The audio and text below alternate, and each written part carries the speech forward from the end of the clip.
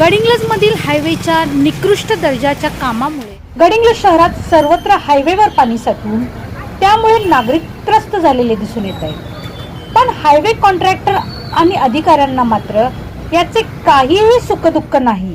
हम करेंगे, करने वाले हैं असंच प्रत्येक वेळी ते बोलताना दिसून येत आहे। फक्त 15 ते 20 मिनिट पडलेल्या पावसामुळे ही अवस्था, तर पुढे पावसाळ्यात गडिंग्लजकरांना हायवेमुळे कोणकोणत्या हाल अपेष्टा सहन कराव्या लागणार हेच आता यापुढे पाहायचे आहे।